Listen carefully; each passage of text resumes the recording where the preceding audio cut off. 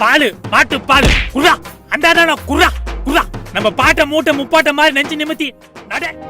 நடிகர் ஸ்ரீராம் எல்லாருக்கும் தெரியும். இந்த வீடியோவை எல்லாரும் பார்த்துருப்பீங்க. இதை பார்த்துட்டு தான் இன்னும் ஷாக் வியூஸ்க்காக இதெல்லாம் பண்ணுவாங்கன்னு எதிர்பார்க்கல.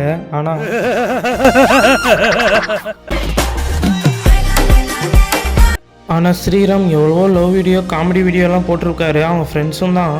ஆனால் இப்படி ஒரு பொலிட்டிக்கல் சோத்தர் வீடியோ போடுவாங்கன்னு எதிர்பார்க்கல.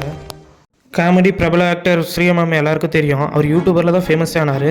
மிஸ்ஸிட்டுன்னு ஒரு சேனல் வச்சிருக்காரு. அதில் தான் அந்த வீடியோவை போட்டு கொரோனா லாக்டவுனில் ஃபேமஸ் ஆனார். ஆனால் திடீர்னு இந்த மாதிரி வீடியோ போடுவாருங்க யாரும் எதிர்பார்க்கல. ஏன் சொல்கிறேன்னா, அவர் லவ் காமெடி இந்த மாதிரி வீடியோ தான் எடுத்துருந்தார். ஏன் சொல்லப்போனால் அவர் விக்ரம் கூடலாம் போய் மேடையில் பேச்சு மெடல்லாம் வாங்கியிருக்காரு. அவர் பண்ண காமெடிக்கு அவர் பேர் பேச்சுக்கும். ஆனால் திடீர்னு இப்படி பொலிட்டிக்கலில் வந்து இந்த மாதிரி பேருவாங்கன்னு யாரும் எதிர்பார்க்கல. அவர் பிச்சை பொத்தி கிரிக்கம் ராம் கொள்கை அப்படின்ற காமெடி வீடியோ கமெண்ட்ஸ் எல்லாம் வாங்கியிருப்பார். ஆனால் திடீர்னு என்று மைக்சிட் சேனலில் இந்த மாதிரி ஒரு வீடியோ போடுவார் யாருமே எதிர்பார்க்கல.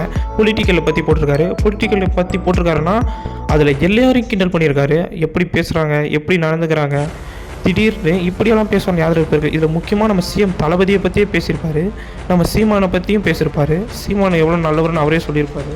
சீமானை பற்றி இப்படி ஓப்பனாக இவ்வளோ பர்ஃபார்மன்ஸ் கொடுத்து அவரை கடுப்பேற்றுவாங்கன்னு யாரும் எதிர்பார்க்கல. பாருங்கள், அவங்க ஃபேன்ஸு, அவங்க கட்சி கொள்கைக்காரங்க எல்லாருமே கடுப்பாயிட்டாங்க.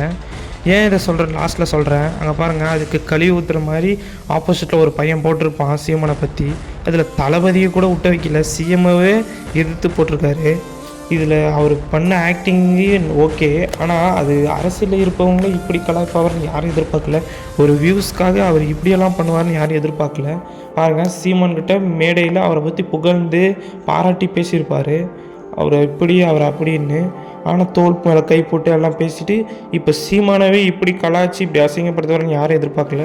ஒரு வியூஸ்க்காக என்ன வேணாலும் பண்ணலாமான்னு அவங்க அரசியல் கொள்கையில் இருக்கிறவங்களும் அவங்க ஃபேன்ஸும் கேட்குறதுக்கு ஆரம்பிச்சிட்டாங்க.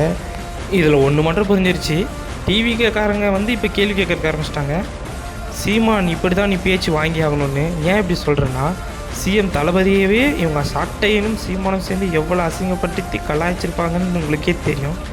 அதுக்கு ஸ்ரீராமை வச்சு தான் இப்படி செய்யணுன்றது இல்லை. ஆனால் ஸ்ரீராம் அதெல்லாம் நினச்சி செய்யலை. ஆனால் இப்போ அது எதிர்பார்க்காது இப்படி நடக்குன்னு யாரும் எதிர்பார்க்கல. என்ன கேள்வி கேட்குறாங்கன்னா, நீங்கள் அசிங்கப்படுத்தல மேடையில், இது உங்களுக்கு வியூஸாக தெரியுதா அப்படின்னு டிவிகே சைட்லேருந்து கேட்குற மாதிரி தெரியுது. இதை பற்றி நீங்கள் என்ன நினைக்கிறீங்க, உங்கள் கருத்தை சொல்லிட்டு போங்க. அடுத்த வீடியோவில் பார்க்கலாம். Bye bye.